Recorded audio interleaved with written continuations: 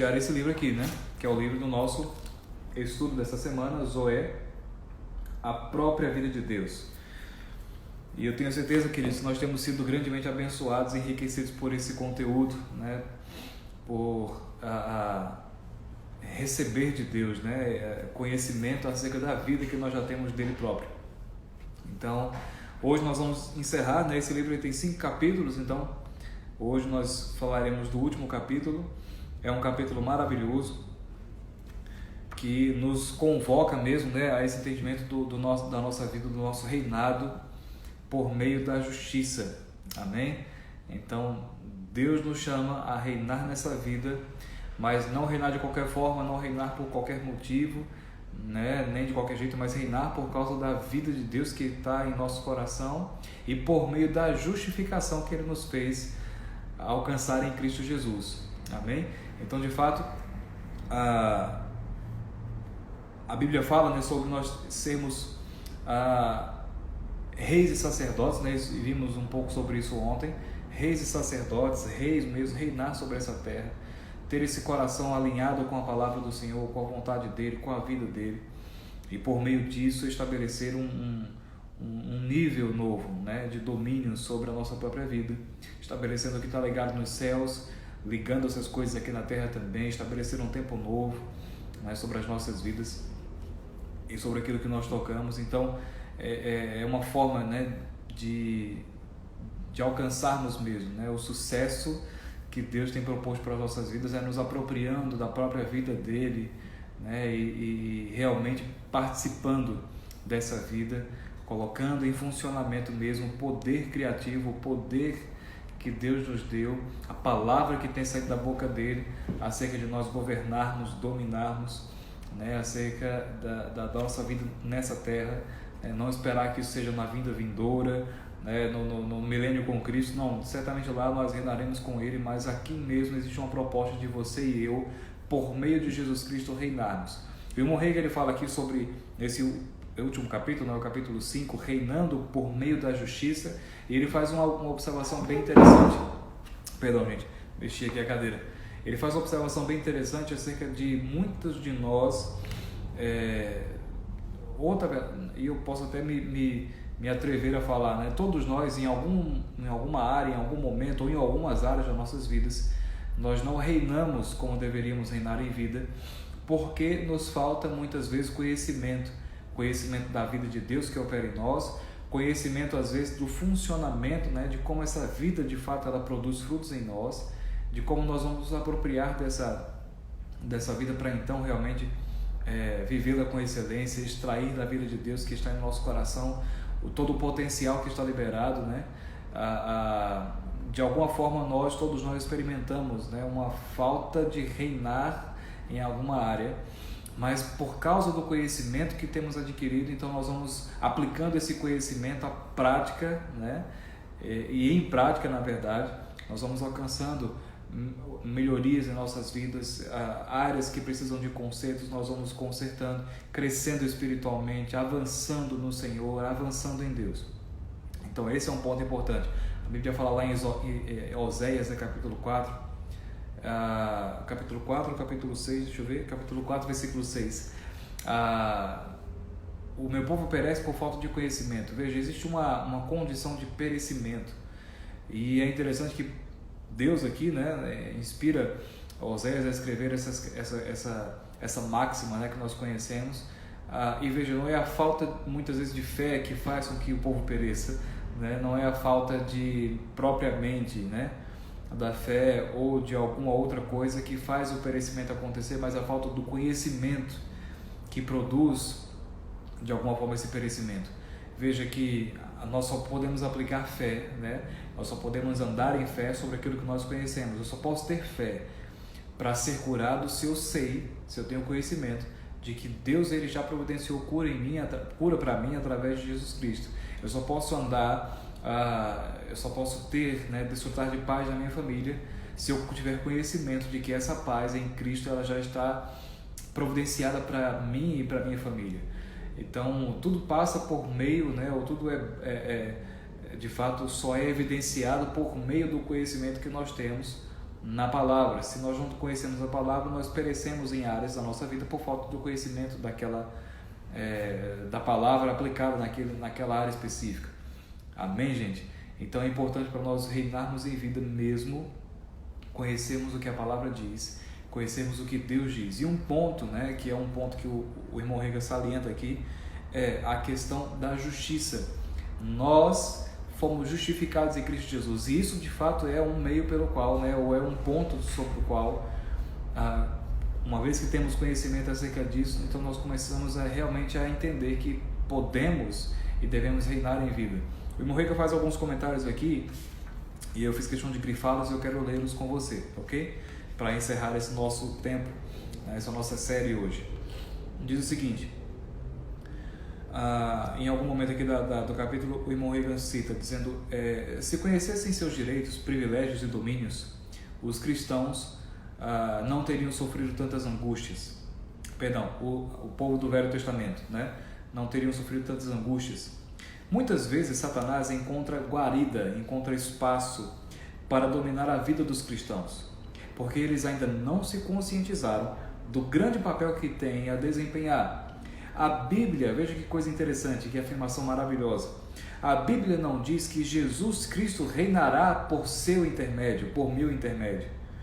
Ela afirma sim que nós, você e eu, reinaremos em vida por intermédio de um só, Jesus Cristo.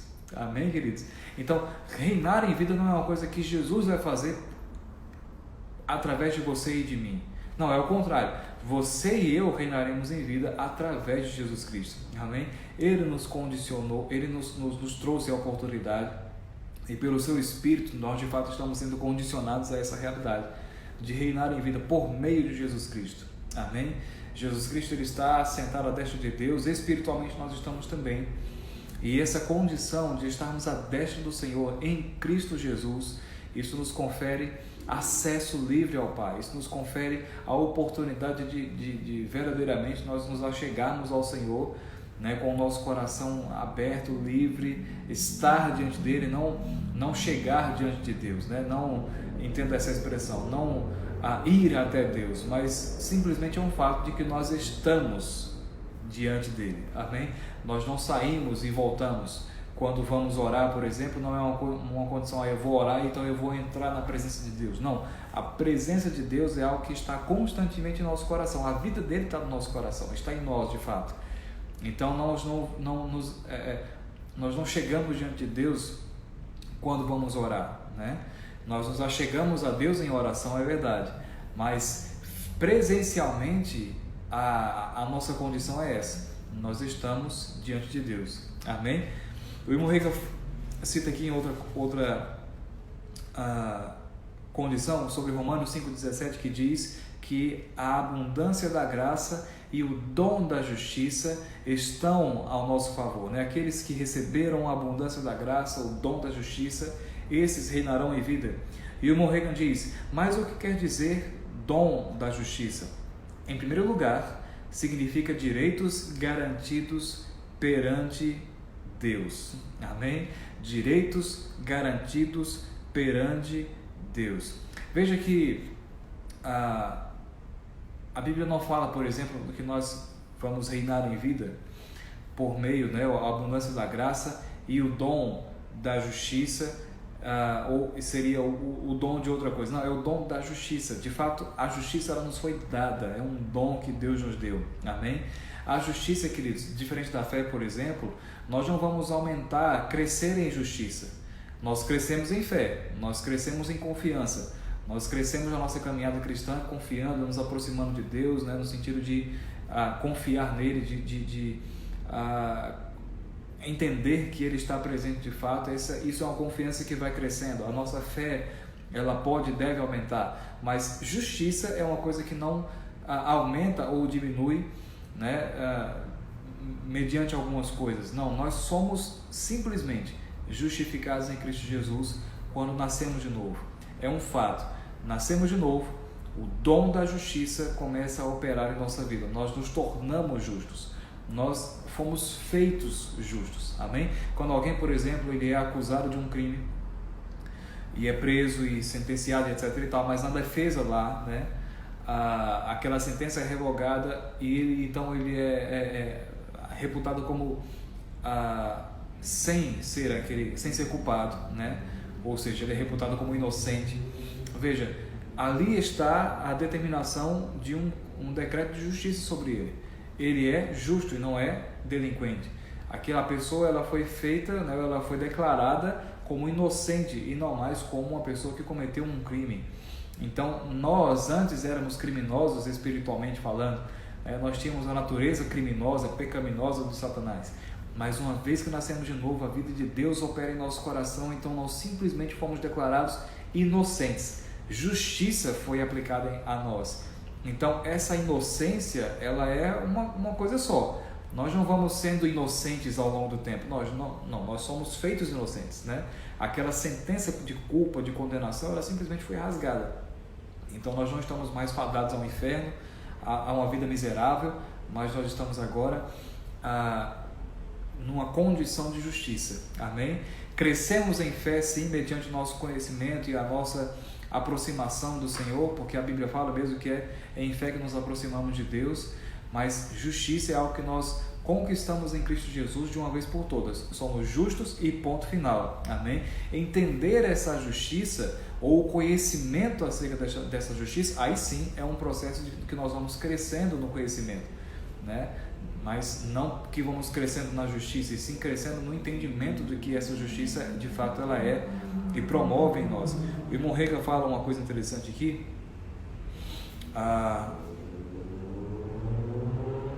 em 1 João, ele cita 1 João no capítulo 2, versículo 1, que diz: meus filhinhos, estas coisas vos escrevo para que não pequeis, e se alguém pecar, temos um advogado para com o Pai, Jesus Cristo, o justo. Amém? Então, a condição de sermos justos, ela nos coloca diante do Senhor, sem culpa, sem condenação, sem nenhum tipo de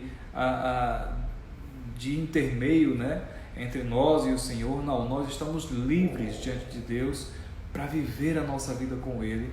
E ainda que, né, por mais que a Bíblia nos instrua, em várias ocasiões a Bíblia mesmo nos instrui, nos impulsiona a não pecar, né, a não fazer transgressões da vontade de Deus. Mas ainda que em algum momento da nossa vida um atropelo aconteça, um erro aconteça, um pecado aconteça, lá em 1 João capítulo 2, nós temos a certeza e a convicção de que nós temos Jesus Cristo como um justo advogado, amém?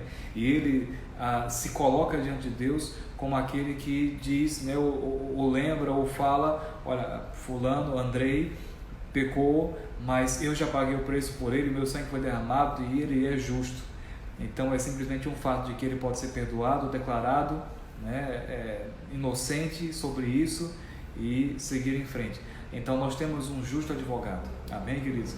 Saiba disso. Por mais que na nossa caminhada nós podemos cometer um erro ou outro, um pecado, um equívoco, e o diabo vai se aproveitar disso para dizer: olha, você não é justo mais, você não é mais merecedor, digno dessa posição que você tem, você não é digno mais de orar, você não é digno mais de ter respostas na sua oração, Deus não vai te ouvir mais. Você pode se apropriar do que está escrito, que diz que você e eu temos um advogado, e a Bíblia chama ele de justo, Jesus Cristo, amém?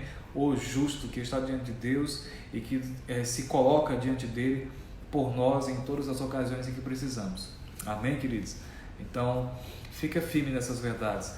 Deus providenciou em Cristo Jesus uma condição de você estar nessa terra, exatamente hoje, agora mesmo, com aquela declaração, aquela sentença de inocência, de justiça.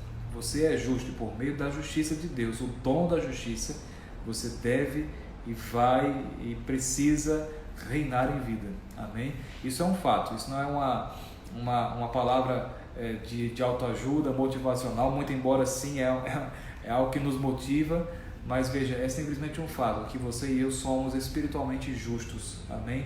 Fomos feitos justiça de Deus, e é por meio disso que nós temos livre acesso ao Senhor e que podemos de fato reinar sobre essa terra. Eu quero também ler aqui, nas últimas páginas aqui do livro, o irmão Rega faz algumas observações e eu achei elas tão maravilhosas, eu fiz questão de grifá-las para poder trazer aqui para você, ok? ele diz o seguinte: acima de tudo, justiça significa permanecer no Senhor. Meus direitos diante do Altíssimo, pois, já estão assegurados. Desfruto, olha que coisa maravilhosa, desfruto da amizade de Deus.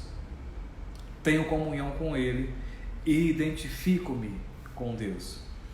A justiça, porém, significa algo mais do que isso. Se eu permanecer em Deus e junto a Ele, meus direitos serão plenamente assegurados. Pessoa alguma poderá oferecer-me essa dádiva. Somente Deus pode fazer isso.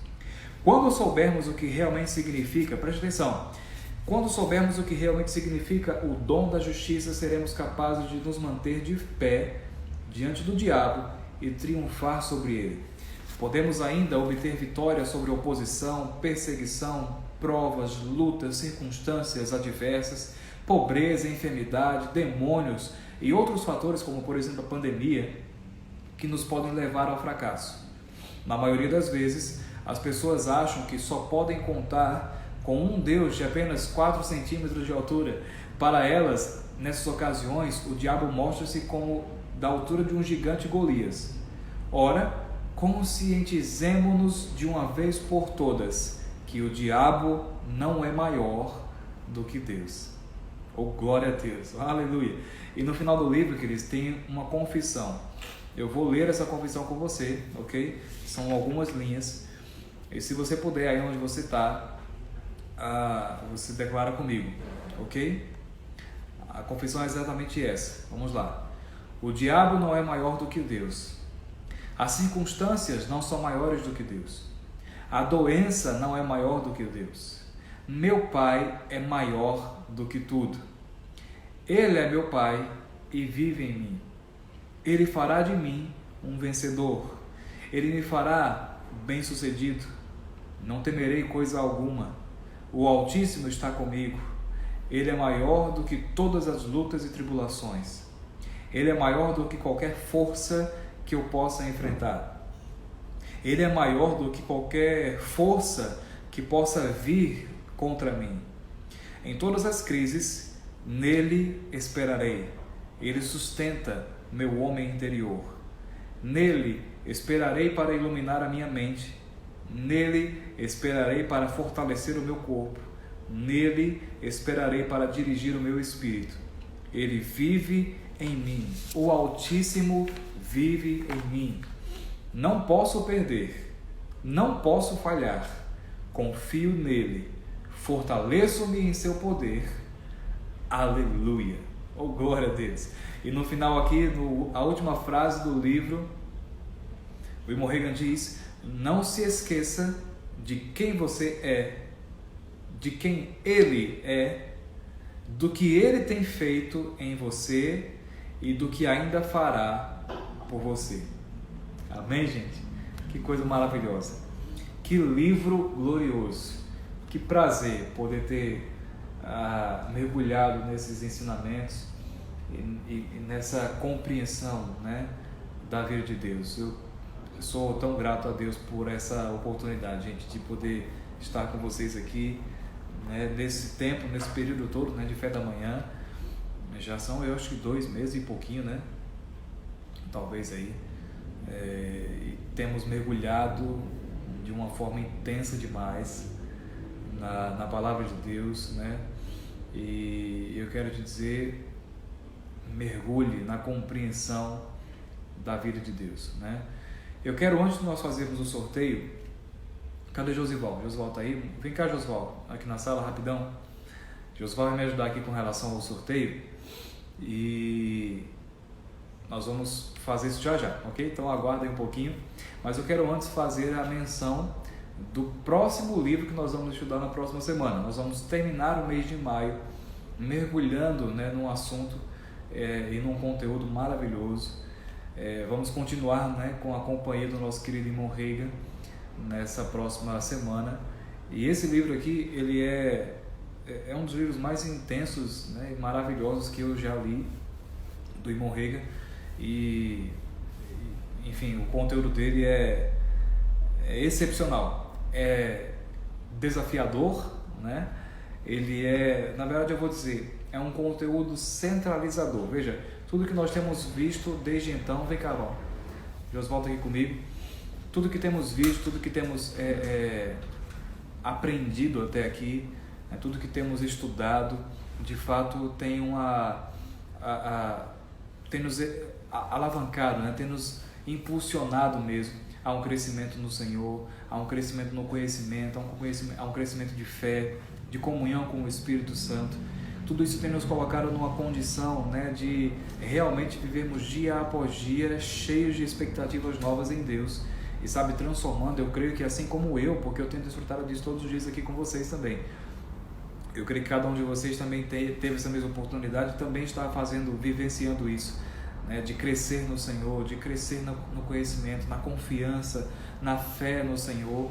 E sabe, queridos, é mesmo uma oportunidade que nós temos tido juntos aqui, pontual, excepcional. Eu quero te convidar, né, a continuar crescendo nesse conhecimento, a crescer mesmo na graça que nós temos compreendido, aprendido nesses últimos dias.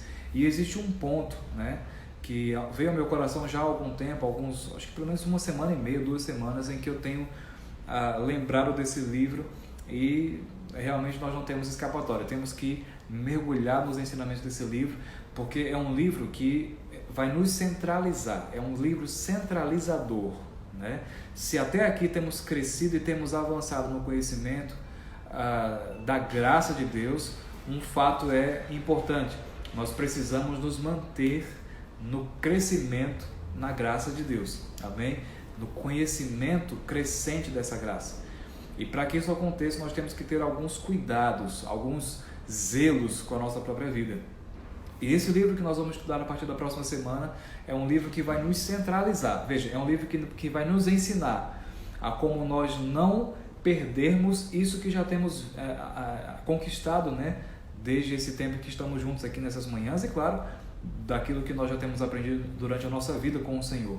Então são instruções muito claras, muito apropriadas para os nossos dias atuais, né, que vão nos fazer realmente entender o que não fazer para então continuar crescendo. Amém, queridos? Então o próximo livro da próxima semana é esse aqui: 5 impedimentos ao crescimento na graça, também do nosso querido irmão Kenneth Hagin, ok? 5 impedimentos ao crescimento na graça, 5 coisas que podem impedir que nós cresçamos na graça de Deus, ao mesmo tempo que são 5 coisas que, se nós não fizermos elas, não haverá impedimentos para que nós cresçamos na graça de Deus, amém? Então eu quero te convocar mesmo a essa oportunidade de você ficar bem firme no Senhor, né? Já cria expectativas aí no teu coração. Você e eu seremos alertados, ensinados sobre coisas, né, que possivelmente, talvez até estejamos fazendo e sem perceber ou sem ter conhecimento, mas que de alguma forma podem estar bloqueando o nosso crescimento na graça, mas por causa da luz que vai ser acesa no seu coração e no meu, na nossa mente, acerca desses processos. Então, uma vez que isso vai acontecer, nós vamos poder deixar isso de lado e ter um caminho livre e aberto para poder crescer mesmo no conhecimento e na experimentação da graça de Deus, amém? Então, eu espero que você tenha ficado aí desejoso, avivado por essa próxima semana. Eu já estou, já não vejo a hora de chegar segunda-feira logo, né? Domingo agora é o aniversário da minha filha, 5 anos, né, que a Evangeline vai completar exatamente nesse domingo, dia 24, e eu já não vejo a hora de chegar o dia 24, então, para ter o aniversário dela, e o dia 25, então, para estarmos juntos aqui e começarmos essa nova série, 5 impedimentos ao crescimento na graça. Eu amo vocês, foi muito bom ter esse tempo aqui também de diversão, né, com esse sorteio, e na próxima semana, segunda-feira, estaremos juntos, ok? Como uma instrução também aí, eu te digo, revisita esses vídeos, né, lá no nosso canal do YouTube, todos eles estão disponíveis no YouTube. Eu creio que também ficam no IGTV aqui, né, do Instagram da igreja, todo o conteúdo. Eu creio que na segunda-feira, mais ou menos, para cá, o conteúdo tem ficado no IGTV, mas de qualquer forma todos os nossos lives estão também no YouTube, até mesmo as mais antigas. Então revisita esse fim de semana, deixa isso mesmo como uma tarefa de casa para você, né, para que você não perca o acesso mesmo, né, a esse conteúdo e revisitar, ouvir novamente as mesmas coisas traz segurança, amém? E acrescenta fé, acrescenta força. E num tempo como esse que estamos vivendo é importante mesmo nós nos mantermos alimentados. Material temos de sobra, graças a Deus. Então é mesmo uma oportunidade de irmos lá e lançarmos mão disso, amém? Então Deus abençoe vocês. Eu quero orar para encerrar. Pai, eu te dou graças em nome de Jesus pela tua bondade, pela tua fidelidade. Pai, obrigado porque você até aqui tem sido conosco, nos inspirando mesmo, Pai, todos os dias a conhecer e a prosseguir no conhecimento da tua verdade, a crescer na graça do Senhor. Pai, obrigado porque você tem com mão forte nos manifestado a tua palavra e pela tua presença nós temos desfrutado dia após dia de uma porção nova, fresca da tua palavra. Fé tem crescido no nosso coração graças a essa exposição, Pai. A tua Bíblia nos ensina que, a tua palavra nos ensina, né, que a exposição às tuas palavras, ela nos traz luz e nos dá entendimento. Então eu creio, Pai, que até aqui temos aprendido, temos entendido, temos conquistado luz cada vez maior e mais abrangente, e por isso, Pai, estamos caminhando cada vez mais seguros. Lâmpada para os nossos pés, para a nossa jornada, e a tua palavra, luz para o nosso caminho. E eu te dou graças, Pai, por tudo isso que temos desfrutado em Ti, a Tua própria vida que tem nos impulsionado a viver uma existência cada vez mais excelente sobre essa terra. Eu te dou graças por tudo isso, Pai, por um dia, por um final de semana excepcional para os meus irmãos. E declaro, Pai, em nome de Jesus, um tempo de paz. E segunda-feira estaremos juntos para mais uma oportunidade de nos expormos às Tuas verdades, Pai. Em nome de Jesus. Amen. And glory to God. Deus abençoe, gente. Um beijo para todo mundo, viu? Muitas pessoas aqui entraram, mas já estamos com o nosso tempo aí dado, ok? Um beijo a todos. Amo vocês até segunda-feira.